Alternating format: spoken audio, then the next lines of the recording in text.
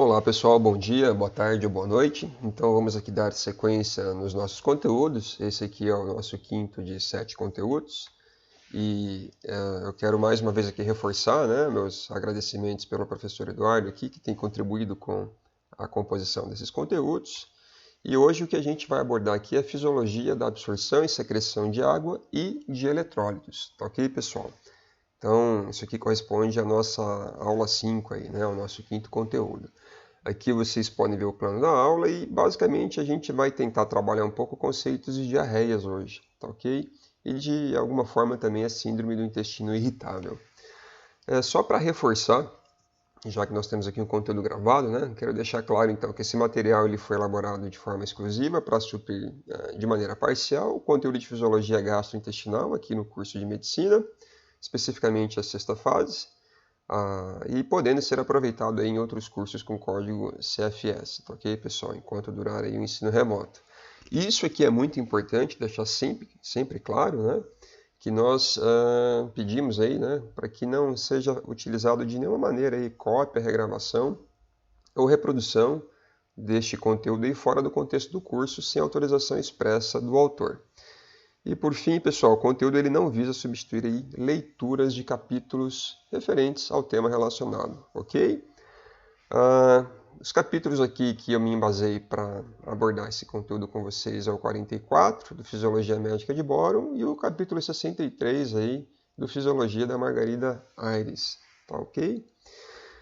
Livros, textos indicados, vocês podem trabalhar, obviamente, com qualquer um dos que vocês tenham disponível, seja no formato aí físico ou PDF. Certamente, se for um bom livro-texto, ele vai atender a este conteúdo. Por favor, se atentem aí aos roteiros de estudos dirigidos que eu tenho disponibilizado a vocês no Moodle e aos materiais complementares, pessoal, que também visam aí dar um bom suporte, ok, ao conteúdo. Como sempre, eu sugiro aí a vocês que, em função da duração deste conteúdo, que normalmente gira aí na faixa de 1 hora, que vocês façam pausas, Então, ao invés de eu fazer aqui vários vídeos curtos, vocês, ao encontrarem um destes slides de transição, vocês podem optar, então, por fazer aí uma pausa, uma retomada do conteúdo. Teremos basicamente aí 5 módulos aqui na nossa conversa de hoje. Vocês vão ver que os aspectos fisiológicos que nós discutiremos, eles vão ser fundamentais para a compreensão dos desfechos das diarreias, de forma geral. Tá?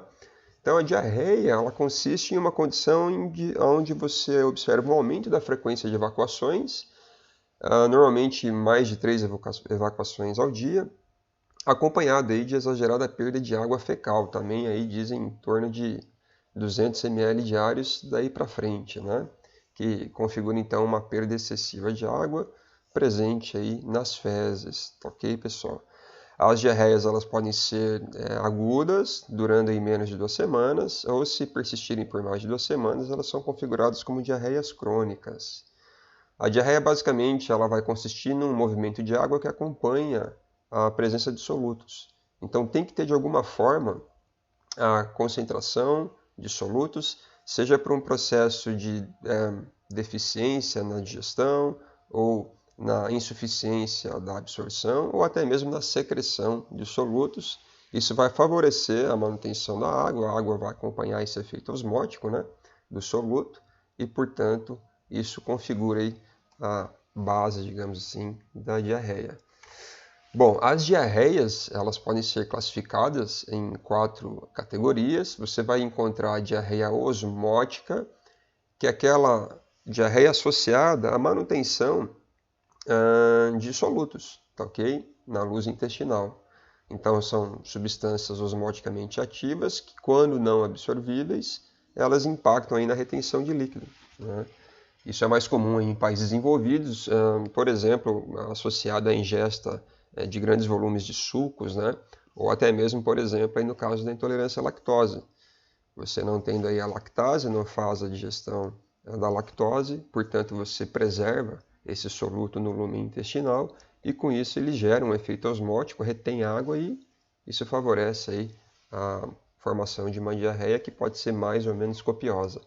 Você vai encontrar também a diarreia secretória, que é a diarreia bastante comum aí em casos de contaminações, né, por falta de saneamento ou a ingestão de alimentos contaminados. Então, a presença de secreção intestinal excessiva, constituindo a denominada diarreia secretória, ela é aquela onde você vai ter, então, uma secreção ativa de água e eletrólitos. Então, perceba que o soluto ele tem que estar presente aqui no lumen para que você gere esse efeito osmótico aí e a concentração de solvente. Está associado a um secretagogo, que normalmente serão aí as toxinas relacionadas aos agentes infecciosos, como o Vibrio colérico e a Escherichia coli. E a gente vai discutir cada uma delas aí ao longo da nossa conversa. Também pode ser encontrada a diarreia absortiva, é aquela onde você vê uma impossibilidade ou uma restrição da absorção ativa de eletrólitos, ou numa situação onde você tem aí um prejuízo, né? Uma diminuição da área de superfície absortiva, associada, por exemplo, a alguns processos inflamatórios, né? E alergênicos. Bom, aí nós vamos encontrar também a diarreia motora, que é aquela mais incomum, associada a uma alta motilidade intestinal. Então, devido a um grande trânsito, né, uma grande atividade motora, você desloca com mais velocidade esse quimo e com isso você não dá condições suficientes para que as etapas digestivas e absortivas ocorram de forma adequada. Isso parece estar associado aí a supercrescimento bacteriano. Bom, enfim, nós vamos discutir algumas delas, as principais, ao longo da nossa conversa. E apenas a título de exemplo aqui, vocês podem já associar um processo de má digestão, levando aí a uma diarreia osmótica, né? Ou seja, pela insuficiência digestiva, você preserva o soluto, no caso um disacarídeo, né? A lactose, e ela tem um efeito osmótico, retém água, e com isso você pode ter então aí uma diarreia do tipo osmótica. A base dos laxativos osmóticos, eles consistem justamente em serem solutos pouco absorvidos, como a lactulose. Tá joia, pessoal? Então o que eles vão fazer é gerar um efeito osmótico aí no lumen intestinal. Essa é uma das bases de alguns laxativos, não todos. Então a gente vai dar início aqui à nossa discussão focando no movimento intestinal de fluidos e eletrólitos. Então, só para a gente reforçar, né, nós temos sempre uma situação de trânsito sentido caudal, orocaudal, do nosso quimo, que se dá por meio de um trânsito intestinal. Isso é devido a uma motilidade intestinal, que pode ser maior ou menor, dependendo do trajeto em que a gente esteja analisando. Quando a gente analisa a fase absortiva, esse trânsito ele é muito mais reduzido, porque é o momento onde a gente quer misturar esse quimo e promover os processos enzimáticos digestivos para que a gente possa desenvolver aí as absorções, né? Então, nessa etapa digestiva absortiva, a gente tem tanto um movimento no sentido absortivo quanto secretório. A secreção de componentes enzimáticos, a secreção de fluidos que são necessários para garantir uma boa propriedade digestiva, e esse material ele precisa ser absorvido ou reabsorvido, né? No caso daqueles que foram secretados. E essa sincronia aqui, então, ela vai garantir a eficiência das funções gastrointestinais. É importante a gente reforçar que no intestino a gente tem uma configuração mais ou menos homogênea, mas em algumas partes do intestino, algumas propriedades serão específicas a cada segmento, como por exemplo a absorção de nutrientes, ela só se dá especificamente no intestino delgado, né, pessoal? A gente não tem nenhuma absorção de nutrientes no intestino grosso. Enquanto a absorção de eletrólitos e de fluido, ela se dá tanto no intestino delgado quanto no intestino grosso, tá ok? O intestino grosso ele pode trabalhar um pouquinho a secreção de eletrólitos, assim como o intestino delgado, mas somente o intestino grosso ele será capaz aí de atuar na secreção de potássio, por exemplo, tá? Especialmente aqui na porção mais distal do intestino grosso, e a gente vai discutir isso também ao longo do nosso conteúdo. Bom, o que a gente já pode começar a observar é que, do ponto de vista de análise de perfil aqui dessa parede do trato gastrointestinal, quando a gente olha especificamente para uma secção no intestino delgado em detrimento do intestino grosso, nós observamos que o intestino delgado ele tem as evaginações, que são as vilosidades, e as invaginações, que formam as criptas. Ok? Isso aumenta em muito a área de superfície dessa estrutura, enquanto que, ao olharmos para o intestino grosso, nós encontramos apenas invaginações, formando, portanto, aí as criptas. Tá? Essa é uma configuração importante que vai definir algumas funções distintas entre intestino delgado e intestino grosso. Então, como vocês podem ver aqui no intestino delgado, nós começamos chamando a atenção para a presença de pregas, tá ok, pessoal? Então, essas pregas nós observamos a olho nu, quando vocês estão analisando uma peça anatômica, por exemplo, que pode ser denominada em algumas literaturas como dobramentos de Kerckring. E isso aqui é muito fácil de observar em intestino de animal, né?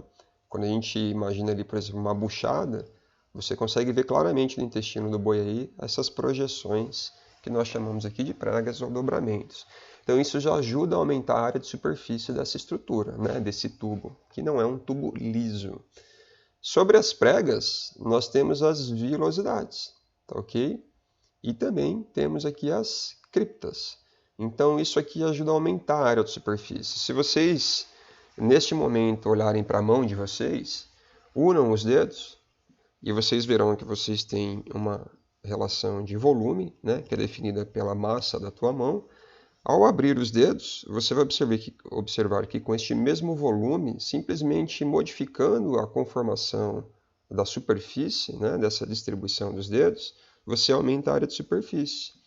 Então, se você calcular o perímetro aí que passa por entre os seus dedos, você vai ter um perímetro muito maior com a mão aberta, né, do que com os dedos unidos. Então, para que vocês tenham uma noção que uma simples modificação do arranjamento estrutural ele pode favorecer em muito aí a área de superfície disponível. Nesse caso aqui, a gente ainda tem, sobre cada célula, nós temos as microvilosidades, tá ok? Então, isso aumenta em muito a área de superfície, né? Aumenta quase a 60 vezes equivalente a um tubo liso. Se vocês imaginarem um tubo liso, o fato de você fazer essas projeções na forma de pregas, vilosidades e microvilosidades aumentaria em até 60 vezes aí a área de superfície desse tubo. Agora, somando todo o tubo que nós temos ao longo do nosso trato intestinal, né? O intestino delgado ele é composto por em torno de 6 metros de intestino no indivíduo adulto. Isso confere ao equivalente a aproximadamente 200 metros quadrados, pessoal. É exatamente a metragem que vocês encontram aí para uma quadra de tênis, tá ok? Agora imaginem, né, como isso é a área mais do que suficiente para que você tenha mecanismos de absorção aí de sobra para qualquer demanda alimentar que a gente venha a se expor na nossa rotina diária. O intestino delgado, ele então possui as pregas, as vilosidades, as criptas, as microvilosidades, promovem a absorção de nutrientes, absorção ativa de sódio, mas não fazem secreção ativa de potássio, ok? Já quando vamos para o intestino grosso, ele está constituído por pregas, você tem então aí em torno de 25 metros quadrados de intestino grosso, em torno de 2,5 metros de extensão. Na presença de pregas, na ausência de vilosidades, contudo, na presença de criptas e de microvilosidades, né, sobre aí a membrana das células apicais, a gente consegue alcançar em torno desses 25 metros quadrados. Tá joia? Não há absorção nenhuma de nutrientes, contudo, há absorção ativa de sódio e secreção ativa de potássio. Aqui é onde a gente consegue fazer uma regulação da secreção de potássio numa situação aí, por exemplo, de hipercalemia, tá ok? Então o intestino ele pode contribuir para esse balanço aí de potássio. O intestino delgado ele vai lidar com uma carga tremenda aí de líquido, né? Nós podemos chegar aí a uma quantidade de aproximadamente 8, 9 litros de soluções por dia. Tá ok, pessoal? E se vocês forem somando aqui a contribuição do líquido ingerido, ela varia bastante de indivíduo para indivíduo, de dia para dia, de acordo com a quantidade de líquido que você ingere e de alimentos contendo líquido, né? Então, vamos colocar aqui uma média de 2 litros dia, mais 1,5 litro de saliva, 2 litros de secreção gástrica, 1,5 de pancreática, meio de secreção biliar, mais aproximadamente 1 litro aqui de secreção intestinal. Desse montante, que chega em torno aí de 8 litros, 8 litros e meio, a gente reabsorve 6 litros e meio, tá ok? A palavra reabsorção, ela se deve porque boa parte do que você está absorvendo foi secretado, portanto, é uma reabsorção, mas obviamente que seria uma absorção quando a gente considera aquele líquido que foi ingerido por meio da refeição. Então, desses 8,5 litros dia, tendo 6,5 absorvido, reabsorvido aqui no trato intestinal proximal, no caso do intestino delgado, a gente tem um remanescente aí de quase 2 litros diários para o intestino grosso trabalhar, né? E destes 2 litros, em torno de 1,9 litro, ele é perfeitamente reabsorvido aqui no intestino grosso. Portanto, em média, a gente teria aí em torno de 100 mililitros de líquido do total de 8,5 ingeridos, sendo excretados juntamente com as fezes. Agora, é importante a gente ressaltar que, dada essa área de superfície extensa no intestino delgado e a maquinaria disponível para atuar de forma efetiva em qualquer processo digestivo e absortivo em um indivíduo saudável, a gente tem a capacidade de absorver ou reabsorver até entre 15 a 20 litros de solução diariamente. Embora se trabalhe aqui com 6,5 diários, a gente pode, triplicar essa capacidade, ou seja, para que a gente venha a ter disfunções, obviamente, a gente precisa ter um desbalanço muito grande aqui nesse equilíbrio. E no intestino grosso, ele pode trabalhar com uma capacidade que é o dobro, do que nós observamos aqui diariamente, entre 4 a 5 litros de capacidade aí de absorção diárias, tá ok?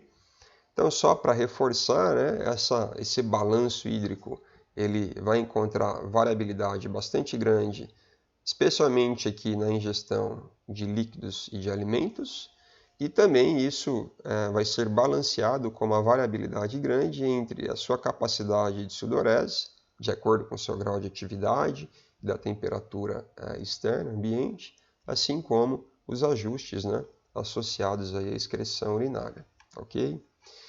Bom, quando a gente pensa em transporte de fluidos ao longo do intestino, a gente pode trabalhar com dois eixos, um longitudinal, ou seja, é o movimento do sentido crânio-caudal, e também nós temos um movimento transversal nesse eixo radial aqui, que seria um movimento secretório no sentido cripta em relação ao lúmen e um movimento absortivo, especialmente do lúmen para as velocidades, tá ok? Então nós veremos que há tanto um movimento longitudinal quanto nesse eixo radial aqui. Os transportes que nós podemos encontrar ao longo do intestino, ele pode ser um transporte do tipo ativo ou passivo.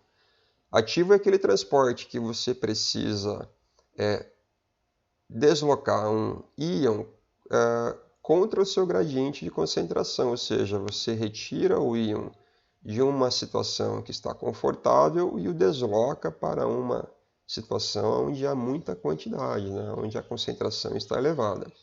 Já o transporte passivo é aquele transporte que, uma vez que você tenha um meio propício para deslocamento desse íon, uma vez que esse meio propício ele esteja presente, você tem o movimento de uma situação onde há maior concentração para menor concentração. Portanto, isso não exige nenhum gasto de energia, tá ok?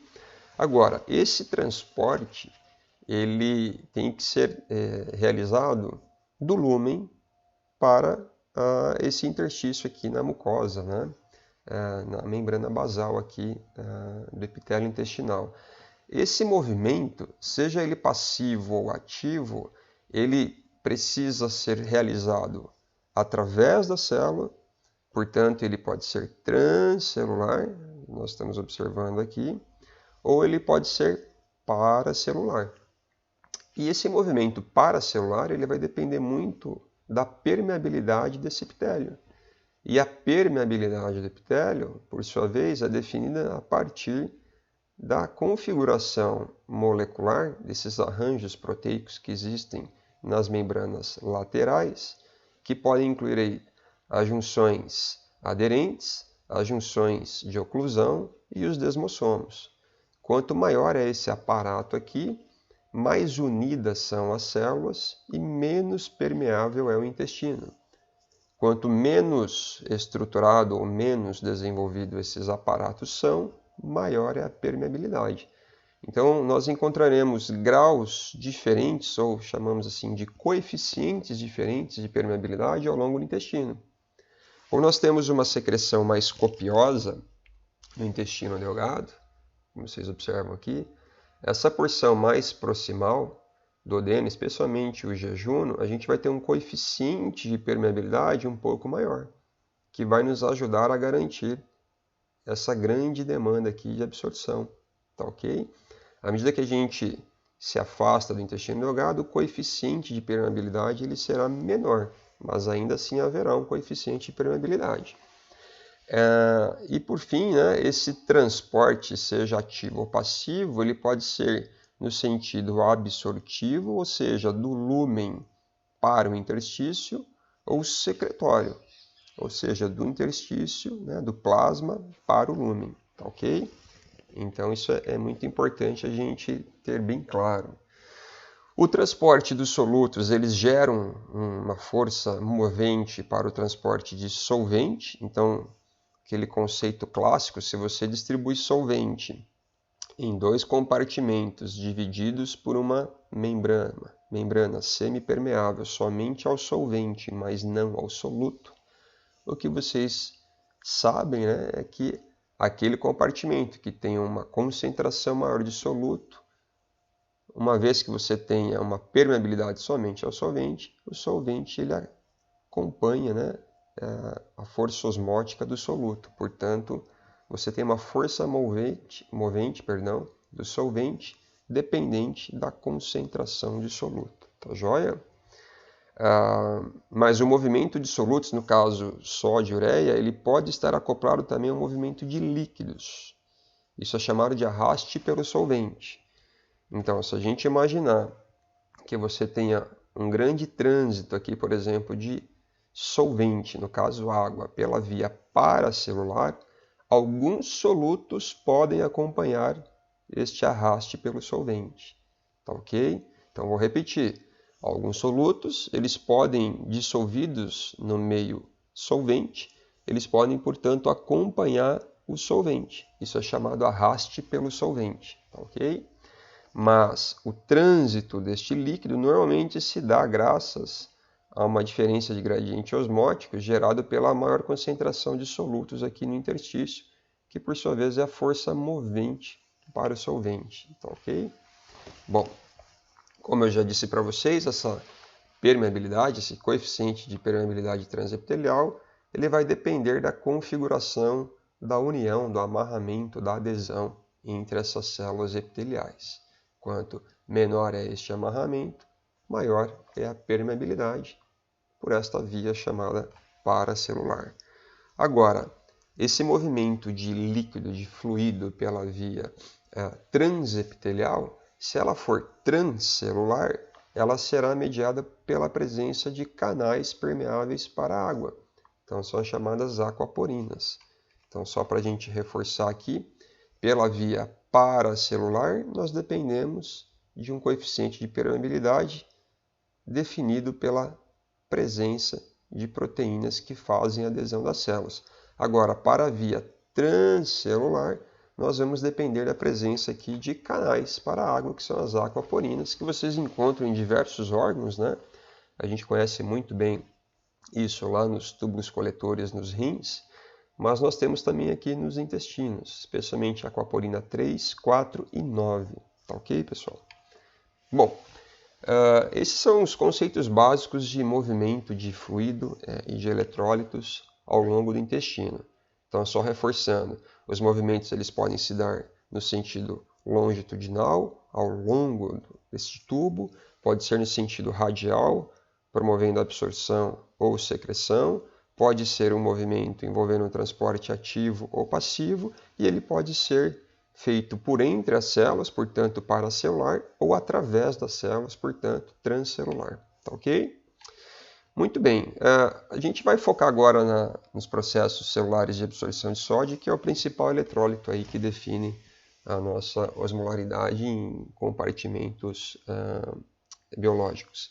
Então vamos lá, né? O intestino delgado e o intestino grosso, eles absorvem grandes quantidades de sódio diariamente, porém há diferentes mecanismos envolvidos nestes segmentos intestinais.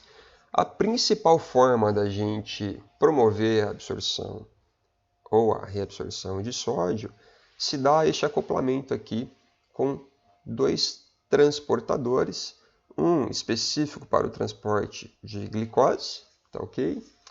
E outro específico para o transporte de aminoácido. Então, aqui nós encontramos um transportador chamado SGLT1, que é o transportador para sal e glicose. Esse SGLT1 ele também pode ser encontrado lá no túbulo contorcido proximal dos néfrons, porém lá você vai ter um predomínio da isoforma SGLT2, tá ok? Aqui o SGLT1 ele é um transportador do tipo SYMPORT, cotransporte. Cotransporte porque você precisa de dois ligantes distintos e SYMPORT porque ambos caminham na mesma direção. Esse transporte de sódio ele se dá a favor do seu gradiente, tá? Não é contra, porque existe a bomba de sódio e potássio ATPase gerando um gradiente eletroquímico favorável à entrada do sódio, por terem cargas elétricas opostas, e favorável à entrada de sódio, porque a bomba de sódio e potássio ATPase o que ela faz é diminuir a concentração de sódio no citosol do enterócito, né? E de qualquer outra célula que tenha essa bomba disponível. Portanto, esse é um transporte ativo secundário. Ele requer um gasto de energia na membrana basolateral que vai garantir aí uma diferença de gradiente eletroquímico para favorecer a entrada de sódio. E aí, graças a essa atuação então da bomba sódio-potássio ATPase, nós temos uma força movente para a entrada de sódio que, quando acoplado à glicose, garante também a captação da glicose. Tá ok? A glicose ela deixa a membrana basolateral por meio de um transportador de glicose, que é o GLUT2. É um transportador do tipo facilitador. Se vocês quiserem ter um pouquinho mais de noção dos diferentes tipos de transportes, eu deixei um vídeo para vocês complementar de 8 minutos ali entre os vídeos complementares no Moodle. E percebam que nós temos também um mesmo princípio para a absorção de sódio acoplado à absorção de aminoácidos. E existem diversos transportadores de aminoácidos, tá ok, pessoal? Não é apenas um, não. Então nós vamos ver isso aqui na nossa próxima conversa, quando a gente for falar aí de absorção, digestão e absorção de nutrientes. Então vejam que esse aqui é o principal mecanismo para a absorção de sódio da refeição. Tudo bem? Então, após as refeições, ele vai ser predominante na principal via de absorção de sódio, especialmente nas porções proximais do intestino. Ele também está presente no epitélio colônico do recém-nascido, mas depois ele desaparece.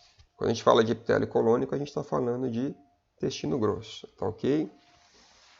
E é importante a gente observar que esse sistema de captação de sódio ele vai estar disponível apenas nas vilosidades, mas não nas criptas, tá joia?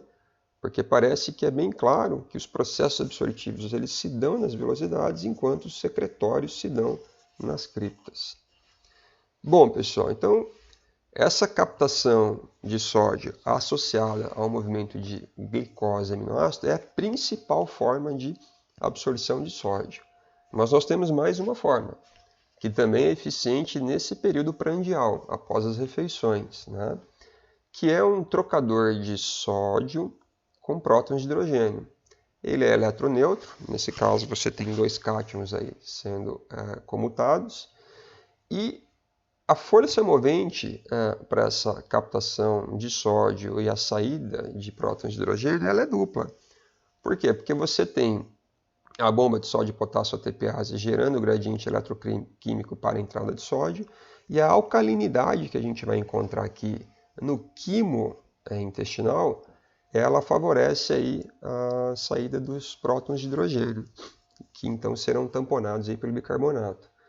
E quanto maior a alcalinidade, maior a força movente para esse trocador, tá ok? Então, a gente chama aí de trocador sódio protonado eletroneutro, que é estimulado pela alcalinidade luminal. Essa alcalinidade luminal, ela é garantida por meio da incorporação de bicarbonato, que é um dos componentes aí aquosos, né, alcalinos, na secreção pancreática. Lembrando que a gente viu isso na nossa conversa anterior. Quem é responsável pela incorporação desse bicarbonato nesse fluido pancreático são as células centroacinárias e ductais, enquanto a gente viu lá na segunda fase que também há incorporação de bicarbonato pelas células dos ductos biliares no fígado. Então o bicarbonato está chegando aqui no duodeno, seja pela secreção hepática ou secreção pancreática, e confere esse componente alcalino aqui, que estimula, né, de certa forma, esse trocador. Esse processo ele pode ser interrompido por meio de amilorida, tá? Em concentrações milimolares. Bom, nós temos agora também uma forma de fazer a captação de sódio em porções mais distais do intestino, seja intestino delgado ou intestino grosso, que está presente nas fases interdigestivas, ou seja, durante o jejum. Isso aqui é um processo relativamente simples. Você tem por meio da ação da anidrose carbônica aí a dissociação do ácido carbônico em bicarbonato e prótons de hidrogênio.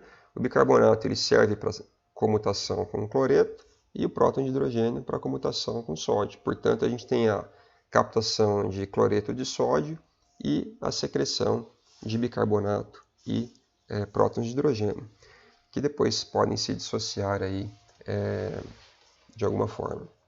Bom, o que nós observamos é que esse é um mecanismo de absorção eletroneutro.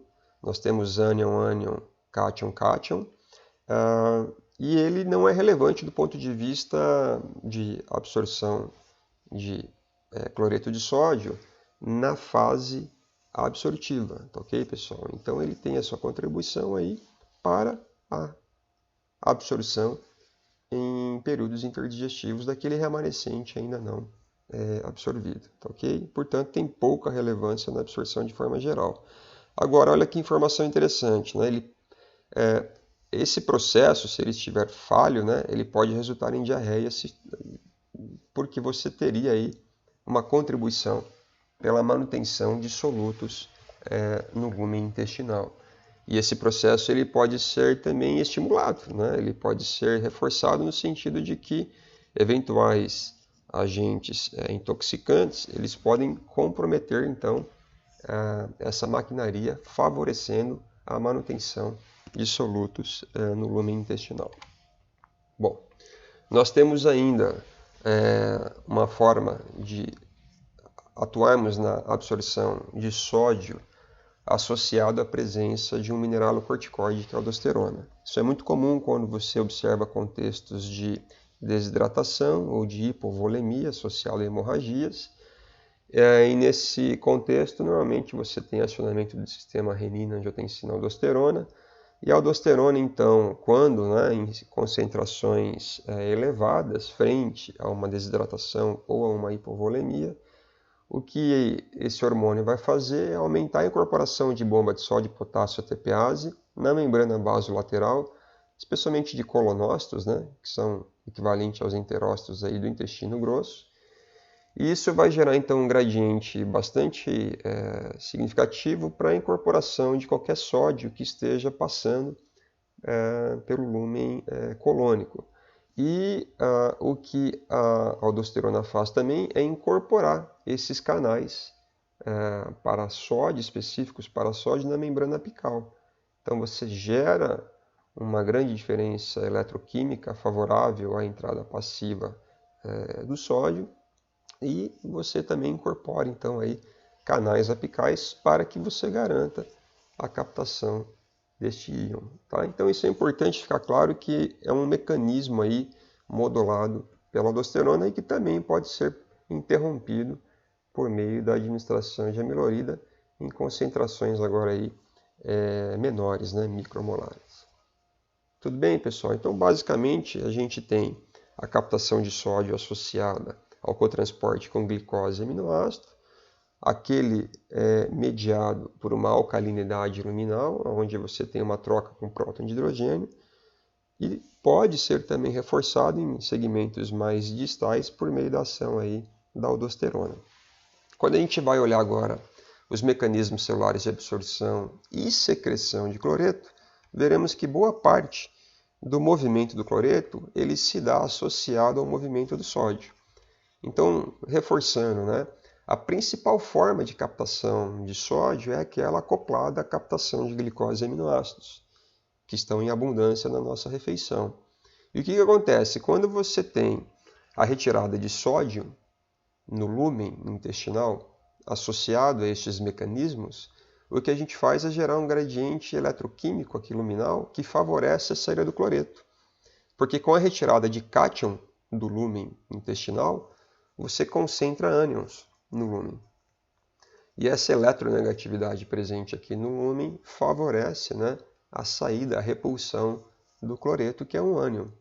O cloreto ele pode, então, deixar o lúmen por meio de um processo que envolve o atravessamento pela célula epitelial, portanto, a partir de canais na membrana apical, ou pela via paracelular. E deixa a célula aqui, se for pela via então apical, pela membrana lateral, e segue então normalmente em direção à circulação intestinal. Tá ok, pessoal? Essa é a principal forma, então, associada a um lúmen negativo, portanto é chamada absorção de cloreto dependente de voltagem. A segunda forma é aquela associada a uma troca eletroneutra de cloreto com bicarbonato. Isso ocorre em segmentos mais distais, tudo bem, pessoal? Não confundam com aquela fase interdigestiva, aqui a gente está lidando com a fase ainda... aqui ainda é a fase, digamos, digestiva, ok? Ainda que estejamos lidando com porções mais distais. Isso é predominantemente aqui no ilho do intestino delgado. Vejam que isso ocorre às custas de um trocador com bicarbonato. O bicarbonato ele é oriundo, então, da dissociação do ácido carbônico em bicarbonato e prótons de hidrogênio. Os prótons de hidrogênio são trocados com sódio. O sódio ele pode recircular aqui por meio da ação da bomba sódio-potássio ATPase.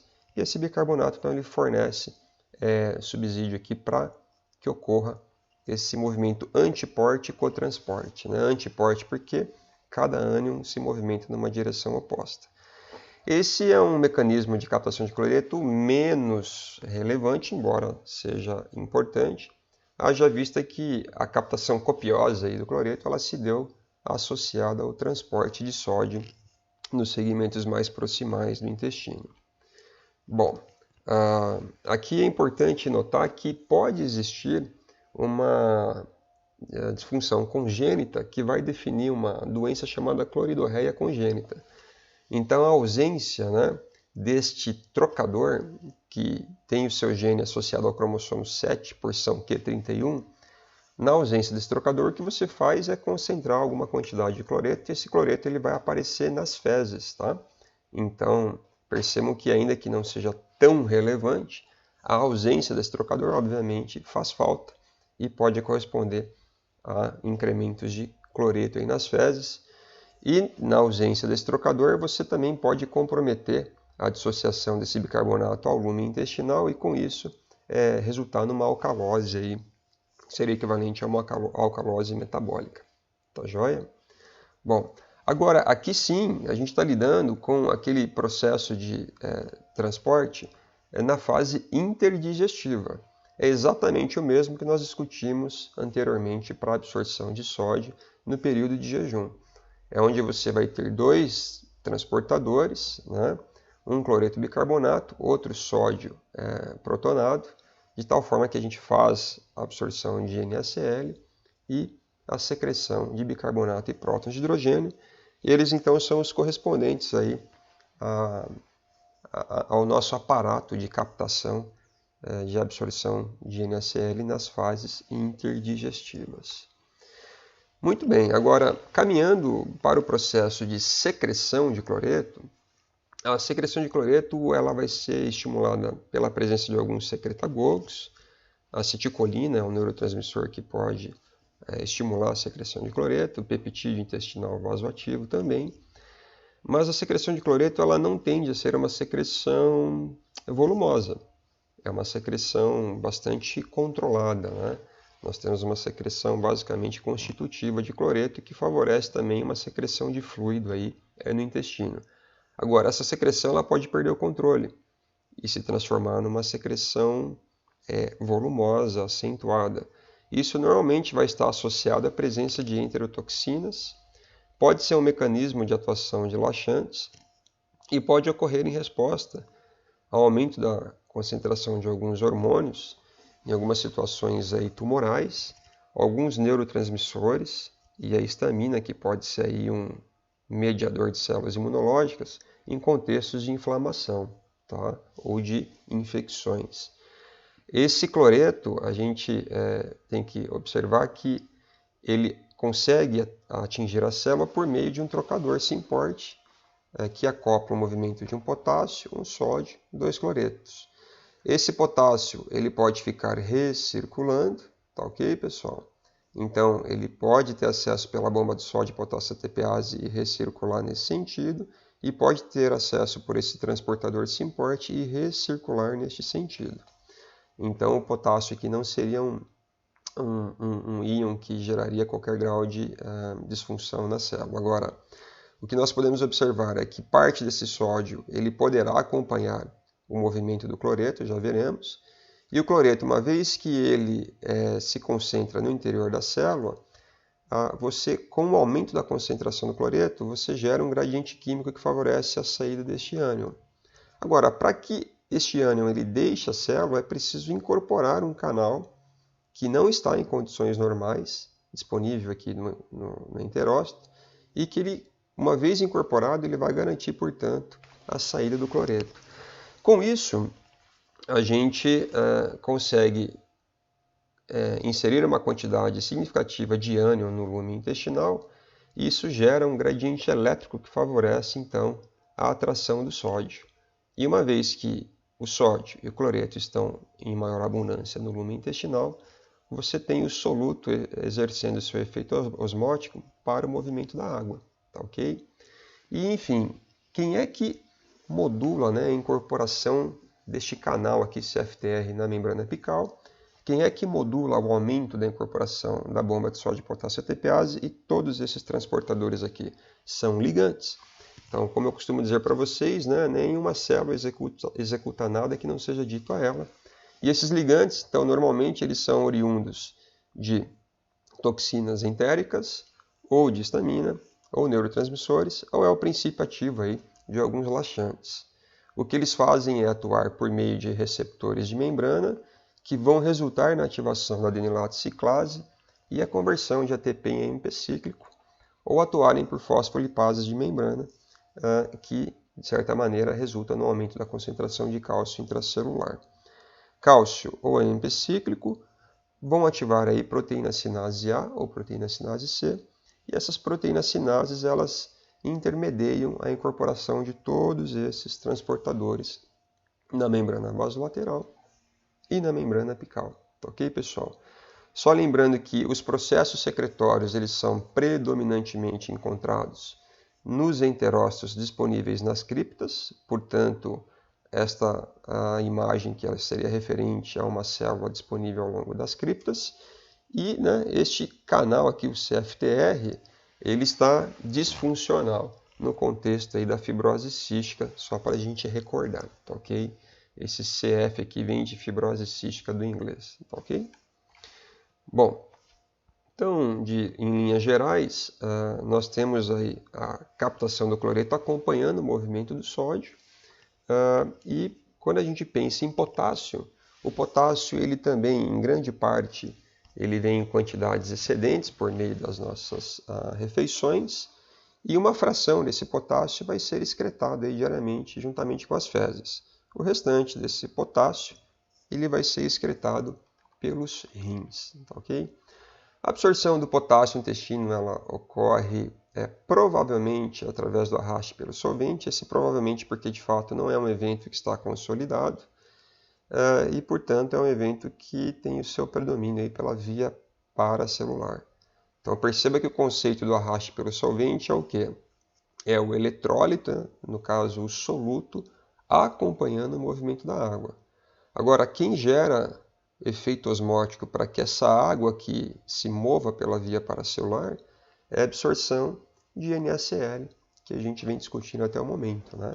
Então, o aumento na concentração de sódio e cloreto aqui no interstício da parede intestinal favorece o movimento da água e acompanhando, portanto, o movimento da água se dá, por exemplo, aí, a absorção de potássio e de alguns outros íons, tá ok, pessoal? Bom, aqui nós podemos ver que pode haver uma secreção passiva do potássio, e esse aqui é um mecanismo associado a uma diferença de gradiente elétrico na membrana luminal. À medida que a gente vai tendo uma alta eficiência de absorção de sódio na passagem do intestino, a gente vai gerando aí um gradiente mais eletronegativo no interior do lúmen intestinal. E esse gradiente elétrico ele é suficiente, portanto, para a secreção de potássio na forma passiva por essa via paracelular. Isso se dá de uma forma bastante equilibrada, fisiológica, sem nenhum contexto patológico, ok, pessoal? Bom, portanto, vai depender aí do potencial luminal elétrico. Agora, nós podemos também fazer uma secreção do tipo ativa, né, que ela vai ocorrer no intestino grosso e ela pode ser induzida, aí, no caso, por aldosterona ou pode ser induzida por meio do AMP cíclico em alguns contextos de infecções. O processo mediado por aldosterona ele vai ser acionado normalmente quando você tem aí a hipercalemia, né? Quando você tem uma quantidade elevada de potássio no plasma, ou é um processo que ocorre associado ao aumento da absorção de sódio, nos contextos aí de hipovolemia, hiponatremia ou desidratação. Isso se dá basicamente pela ação da aldosterona, que é um mineralocorticoide, é um hormônio lipossolúvel, ele interage com receptores citosólicos. Esses receptores eles vão agir como fatores de transcrição, modulando a transcrição gênica, e teremos aí a incorporação destes componentes basolaterais e apical. Mais uma vez, né, com a incorporação deste canal aqui para potássio, você garante a recirculação do potássio em certa medida, e a incorporação desse transportador SYMPORT, ele vai garantir então 2 cloretos, potássio e sódio, e se ao mesmo tempo haver a incorporação de um canal para potássio na membrana apical, se a quantidade deste canal aqui for maior do que a quantidade deste canal, você tende a ter uma perda, né, no caso de potássio. Isso é chamado de secreção ativa porque envolve a participação da bomba sódio-potássio ATPase, que precisa gerar gradiente para o movimento deste sódio aqui, ó, tá ok? Normalmente em condições basais, quando você tem concentrações fisiológicas constitutivas de aldosterona, predomina esse lado aqui, ó. Mas quando há incorporação destes canais, normalmente isso é mediado por uma elevação das concentrações de aldosterona, portanto, este balanço aqui predomina, favorecendo a secreção de potássio, tá ok? Muito bem. Como eu disse, este é um evento que pode estar presente em função, aí, em resposta a algumas contaminações que resultam em diarreias.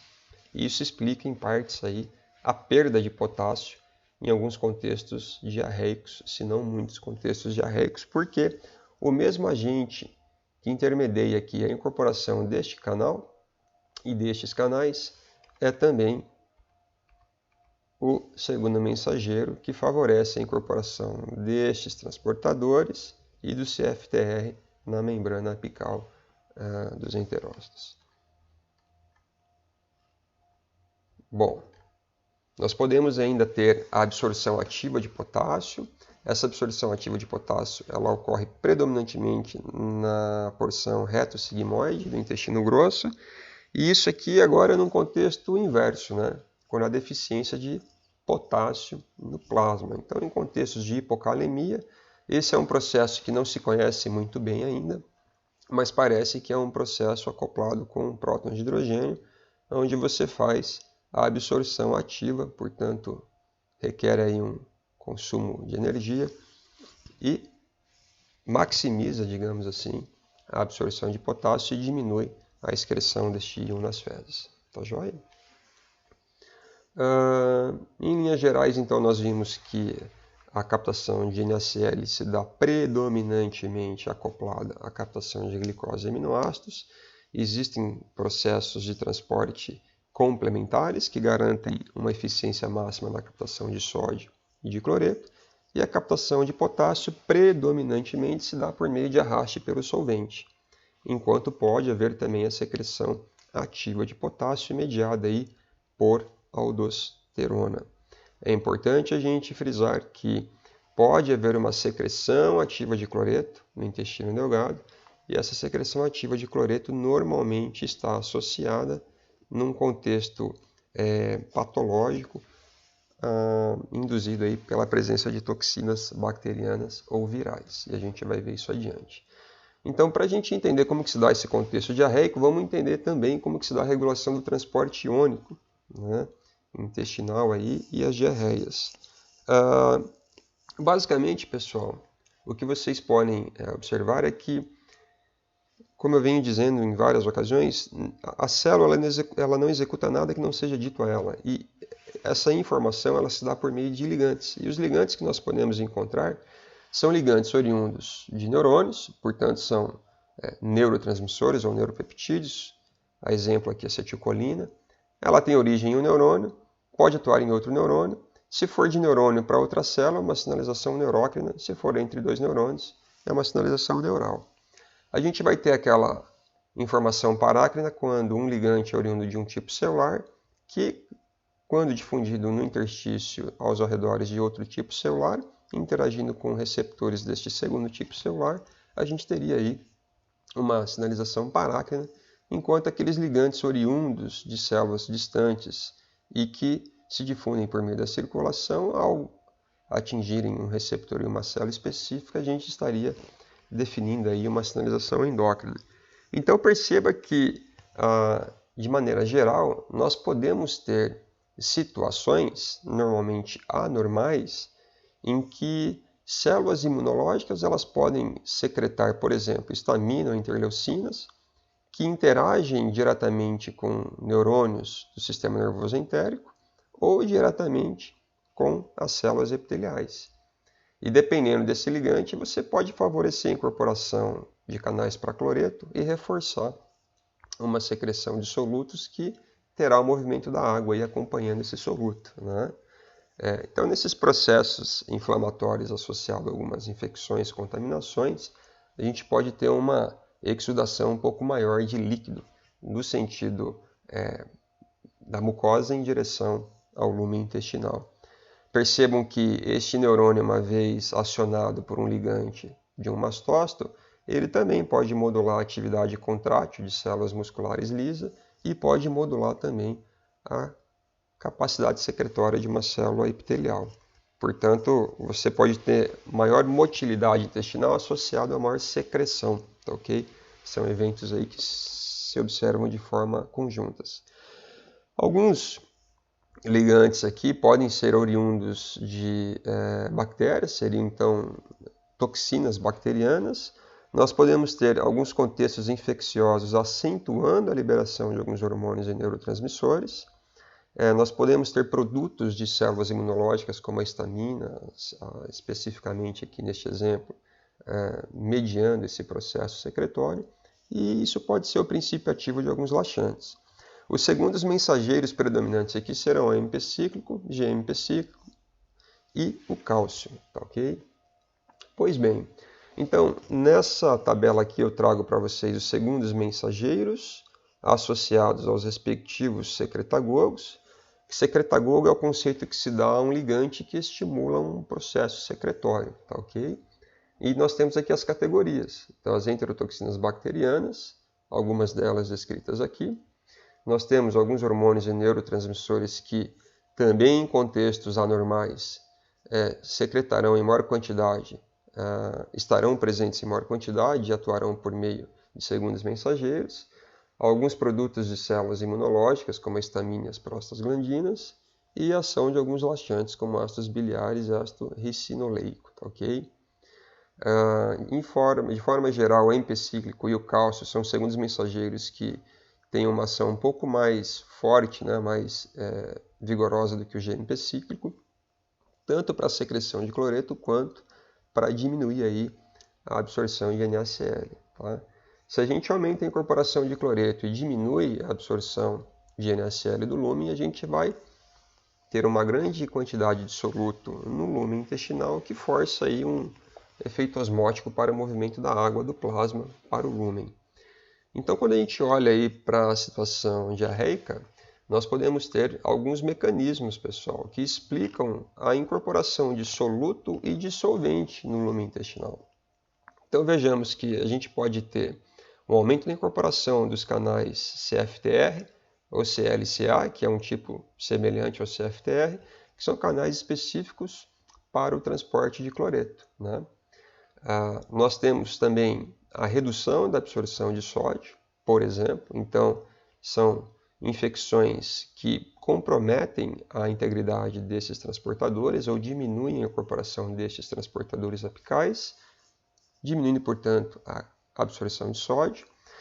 Nós podemos ter aí alterações da união entre as células, então as proteínas relacionadas ao amarramento das células, como os desmossomos, as junções de oclusão, as junções aderentes, elas podem ter a sua síntese e a sua incorporação reduzidas aqui nesse contexto, que favorecem a saída de sódio em direção ao lúmen. Nós temos, e nesse contexto também a gente poderia pensar ao movimento da água, tá ok? Nós podemos ter uma redução dos transportadores que respondem pela captação de cloreto. Nós podemos ter uma redução na incorporação de aquaporinas, que favorece a manutenção da água no lúmen intestinal. E nós podemos ter também um comprometimento aí daquele transportador que acopla glicose e sódio. Qualquer um desses eventos, uma vez que favoreça a concentração de soluto no lúmen, favorece por sua vez também o movimento osmótico da água, né? Ou a manutenção da água, quando no caso aqui a gente tem uma diminuição na incorporação de aquaporinas. E nesse contexto a diarreia ela vai se consolidar, tá ok? Então a diarreia ela tem que ter dois fatores associados. Eu tenho que ter a incorporação de soluto e o movimento da água de forma passiva.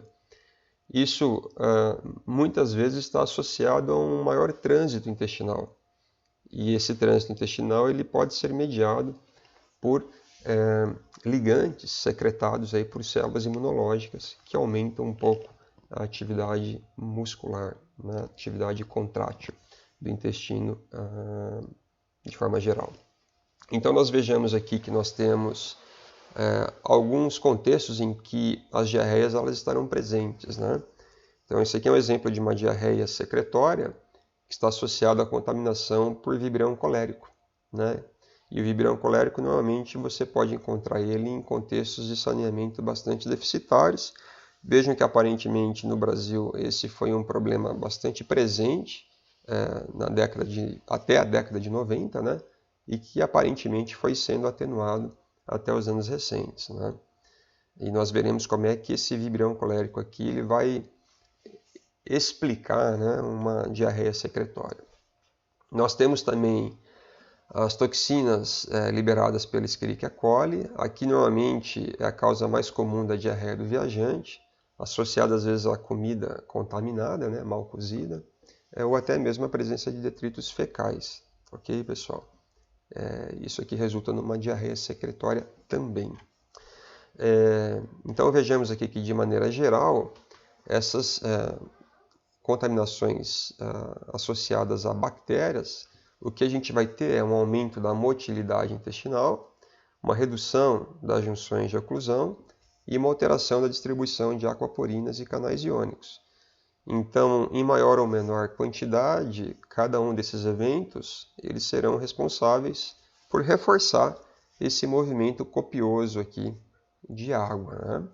Então, se a gente comprometer a incorporação das aquaporinas, a gente favorece o movimento da água e desfavorece a absorção da água se a gente estiver pensando em aquaporinas apicais, por exemplo.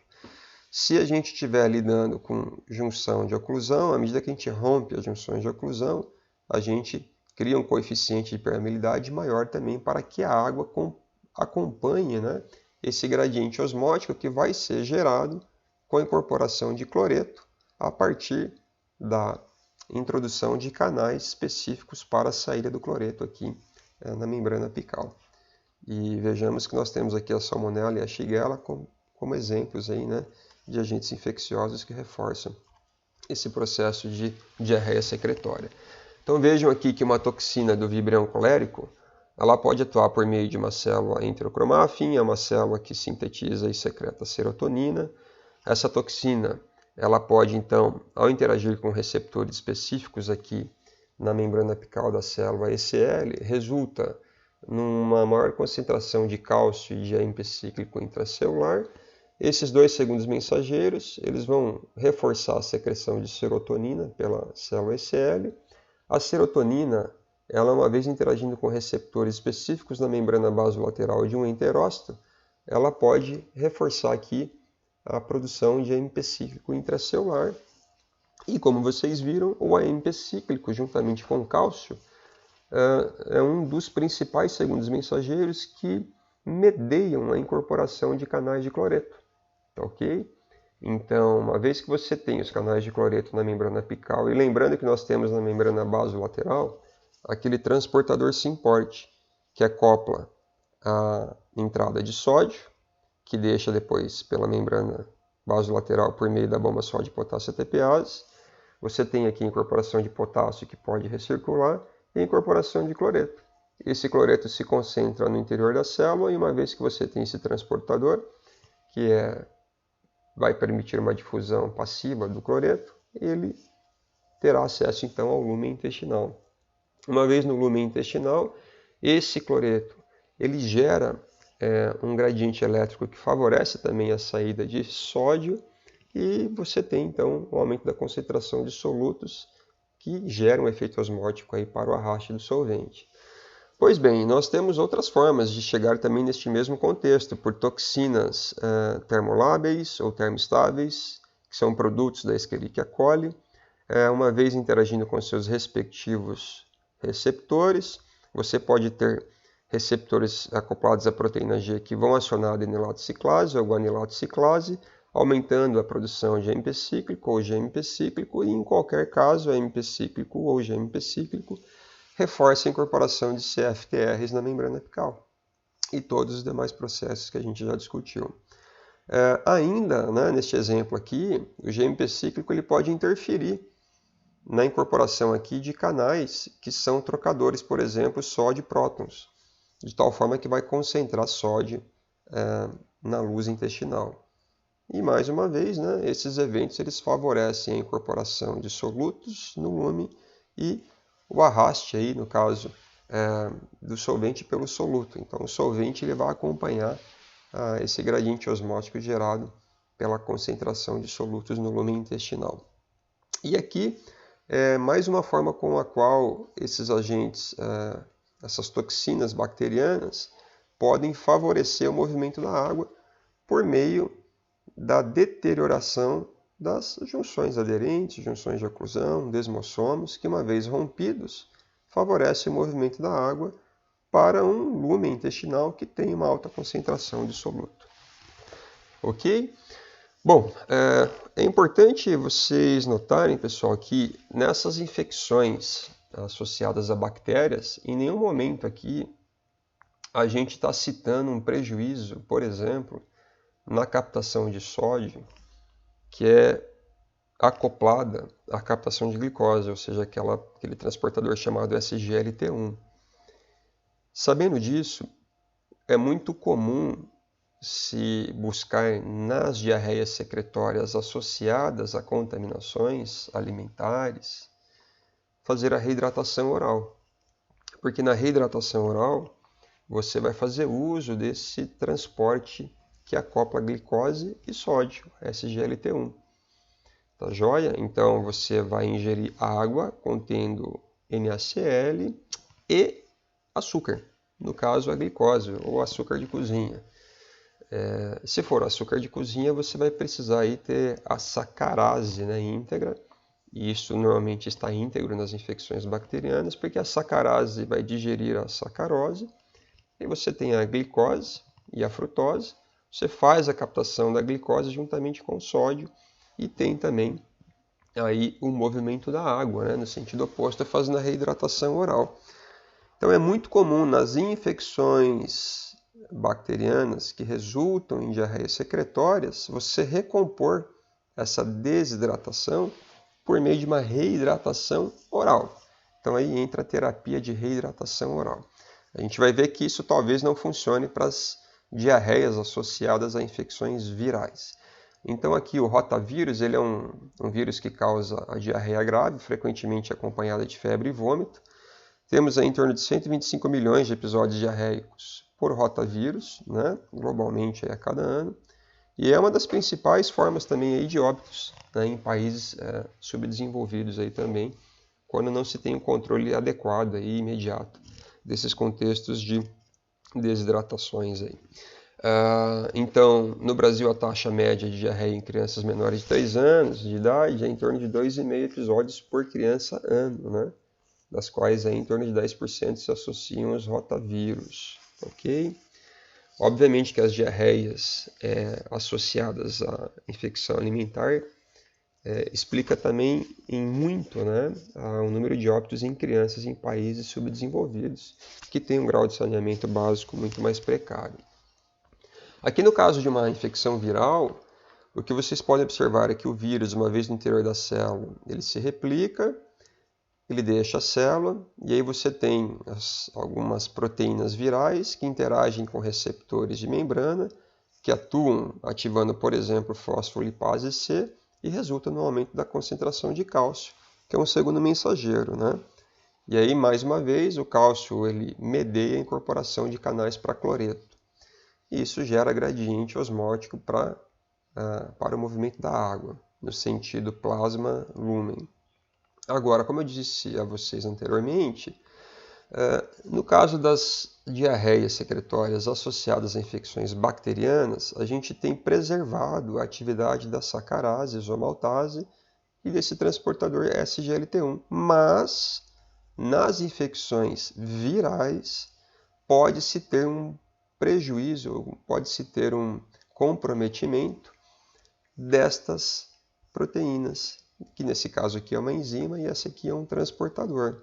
Então, se eu comprometo a função da sacarase, eu não consigo fazer a digestão da sacarose, portanto, eu não tenho disponível aí a glicose para ser captada juntamente com o sódio.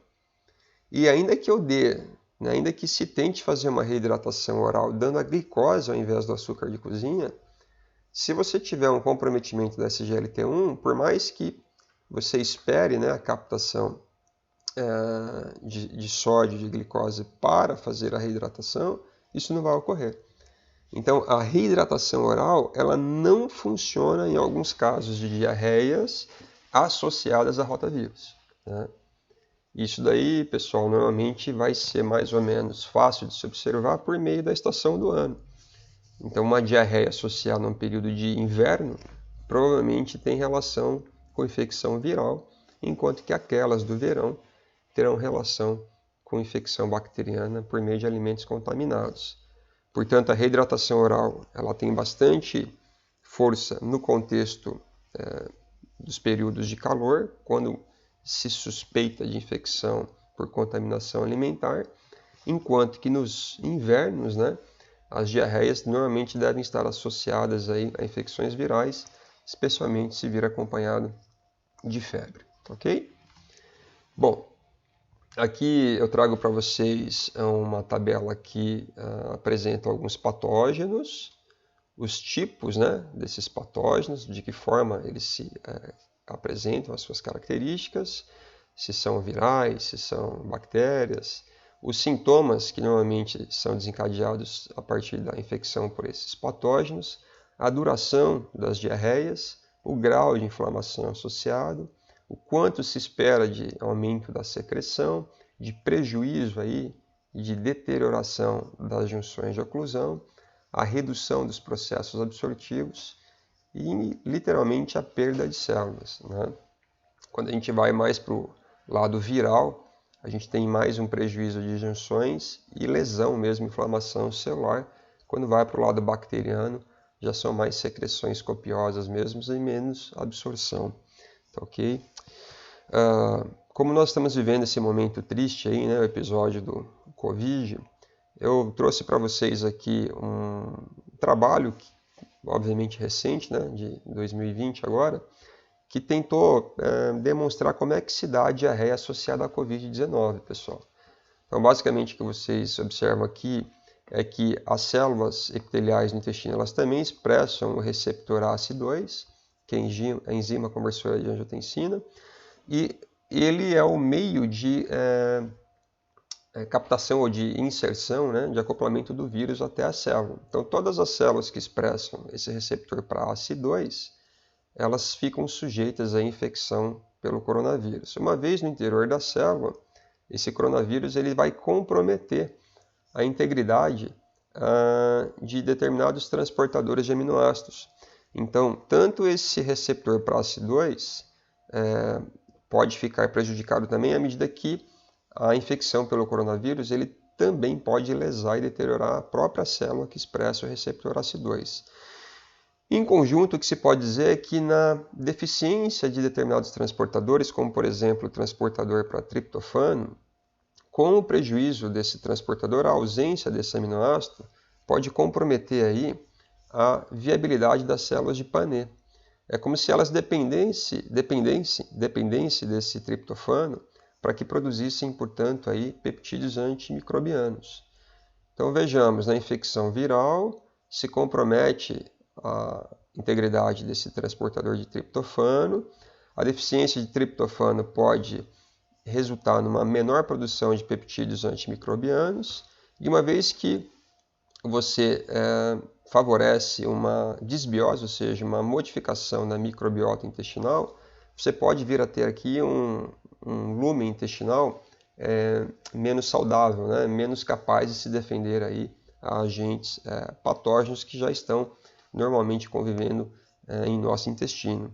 Então a perda dessa proteção pode favorecer aí um contexto de inflamação intestinal e com isso aí a presença daqueles ligantes que resultam no processo diarreico secretório. Então, aparentemente a história vai mais ou menos por aí, tá joia? Bom, para a gente fechar aqui então, eu trago para vocês aqui, dentre os agentes farmacológicos, né, existem aqueles que vão trabalhar reduzindo a motilidade, né, são normalmente fármacos opiáceos ou antagonistas de receptores muscarínicos. Isso aqui eventualmente é utilizado para atenuar a diarreia do viajante, por diminuir aí o número de evacuações, então, portanto, diminuindo o trânsito intestinal. Em algumas situações, os medicamentos antidiarreicos eles estão contraindicados, né, especialmente as diarreias secretórias de causa infecciosa, porque o que você vai observar é que esses medicamentos eles diminuem os movimentos intestinais, facilitando a multiplicação dos agentes infecciosos. Então, no caso da infecção por Vibrio colérico, é importante que tenha diarreia mesmo, né, que ajuda você a se livrar do agente infeccioso. Então, ao diminuir aí o trânsito intestinal, você estaria favorecendo a manutenção desses agentes. E como eu comentei a vocês, a terapia de reidratação oral, percebam que inclui aí cloreto de sódio, cloreto de potássio, algum saborizador, né? E também aí a glicose. Então, dando sódio e dando a glicose, você ativa aquele transportador SGLT1 mais a água. Então você consegue fazer a reidratação. É uma das primeiras prioridades, aí, especialmente quando você tem a diarreia em ambientes quentes, tá ok? Lembrando que a terapia de reidratação oral ela não parece ser efetiva quando nós estamos lidando em diarreias com contextos febris e infecções virais. Portanto, a reidratação aí seria pela via endovenosa, tá joia? Eu recomendo fortemente, pessoal, que vocês deem uma olhada aqui nos vídeos que eu disponibilizei no Moodle para vocês. Nós temos aqui um vídeo descrevendo as principais diarreias, os sintomas e a duração, tá ok? E a população mais vulnerável. Então, os principais fatores causais aí associados aos diferentes tipos de diarreias e as suas durações. E também um vídeo que vai tratar um pouquinho sobre a síndrome do intestino irritável, que ao final favorece em muitas ocasiões eventos diarreicos, tá joia? Especialmente por interferir aí na integridade do epitélio intestinal. Esse epitélio ele pode perder um pouco das suas características absortivas, favorecer, portanto, a concentração de soluto no lumen e, com isso, aí, um movimento passivo de água e a formação de fezes mais volumosas. Tá ok? Há um estudo de caso aqui que eu deixei para vocês, que a partir deste eu lanço algumas questões que vocês serão capazes aí de respondê-las a partir do conteúdo que nós discutimos aqui hoje. Eu agradeço vocês aí pela atenção e bons estudos para vocês.